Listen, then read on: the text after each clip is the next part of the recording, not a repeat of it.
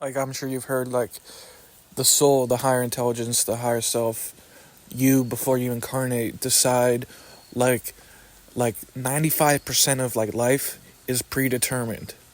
And, like, this, like, random percentage of life, like, I'm not sure how much of it is not predetermined, is, like, determined by, like, your free will, like, and other people's free will. And, like, so, like, that's why you hear, like, people take psychedelics and they, like, meet Shiva, and Shiva's like, you're too early, man, you're too fucking early, because you're not following that plan, the predetermined life. You're using that 5% free will, and you did something, and you got to a place that you were going to get to eventually, but you got there too early, without learning the lessons, without having the realizations, without the tests. And, like if you live your life like this, where you're, like, smoking weed all the time, and, like, it's past your fate, like, it's past the allotted time that your fate and predetermined life gave you to smoke weed, or you went down a life path of spirituality and you mix that with the weed, and your vibration raises like crazy and your consciousness expands. Like, this is all, like, happening way too fast for what this life story was supposed to be, what these lessons were supposed to be about, what the karma of your life. And maybe it's not the karma of your life, but so there's two ways to look at it. Like, either, like, you're gonna, like, go along with your higher self and your soul and the plan that, like, your higher intelligence put out with you, or you take the perspective of empowerment, or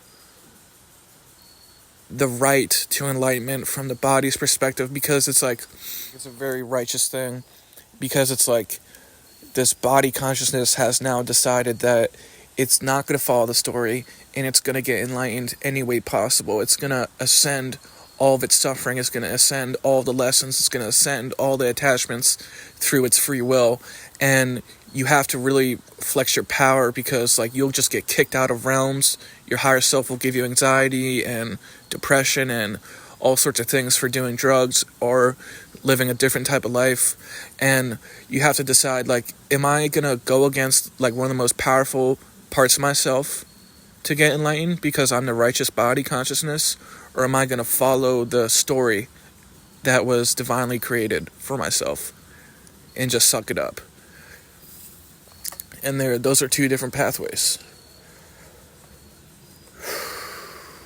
If you do this, like, you're essentially, like, alchemizing, like, your karma, like, what, like, decided your life. Like, you had, like, ideas, like, from before you were born, before you incarnated, like, ideas that maybe weren't from your karma, but they were, like, put into your life with your karma. Like, your life is predetermined, and part of the predetermination is, like, the karma you're gonna work out in this life.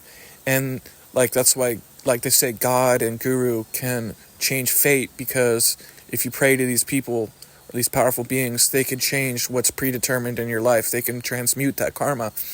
And through, like, deep meditation or deep states that can be induced by drugs, breath work, or meditation, you can also transmute this karma and raise your consciousness. But, like, it could have been, it might have been better if you didn't do that. It might have been worse if you didn't do that. Who knows? It's up to you. Like, this is what Ram Dass was talking about when he said, like, that kid that died, that took samadhi while taking acid, like, he assumed that this was, like, a body consciousness reaching enlightenment, and not, like, a part of the soul's plan. And he saw it as negative, like, not the best outcome, but he later learned that it was the soul's plan. But, for example, he's like, I thought he just took acid and did pranayama. Like, that's what he said. He took acid and did a breathing technique, and he just raised his vibration and opened his chakras and shot out of his body. He just did it through brute power. I mean, it turns out he didn't do that, but, like, this is, like, a possibility. And so, yeah, like, there's definitely parts of fate that include drugs, but once you start getting older and you're still doing drugs and it's starting to kick back in your face, that's because your soul is fighting you. Yeah. You're opening up these portals, you're opening up this energy, you're opening up these vibrations and states of mind, and you're bypassing your fate, your predetermined karma. And your soul doesn't want to let you just loose. Your soul wants you to learn the things that you were going to learn, and all that. And so it starts to fight you. It starts to make you feel bad. And generally you just feel bad because your soul's fighting you, even if you're not conscious of it. And it's an awful feeling when you're like reaching these states of like bliss, and then your consciousness is like, no, suffer. Like I have experienced that. Like I'm like bliss, like oneness, and my consciousness, and I hear like suffer, because it's like trying to keep me like anchored onto earth, because I'm about to just leave my fucking body because I'm fucking around with weed. Yeah, right. Like I could do that without weed.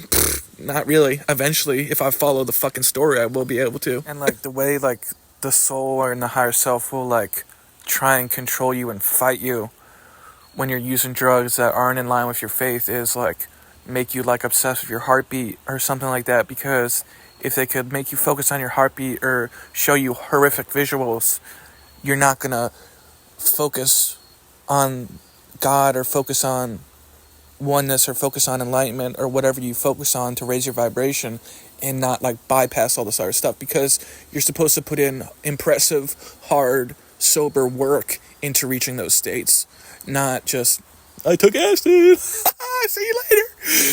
Like that. These are things because we wanted them. We could use them along with fate. And for some people who just can't handle life, like their plan didn't work out, this is like a way out.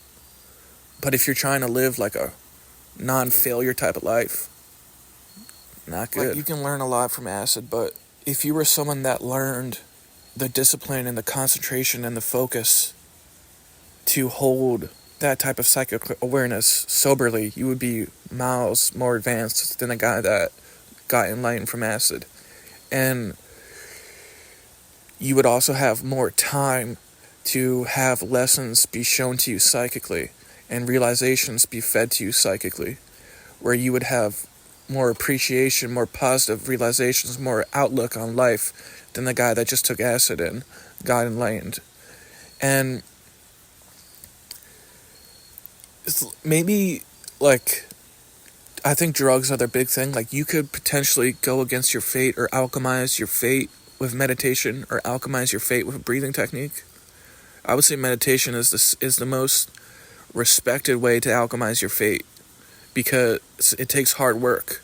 It shows dedication. Like, spirits around you and your own spirit are more likely to work with you if the way you're bypassing your fate is in a impressive or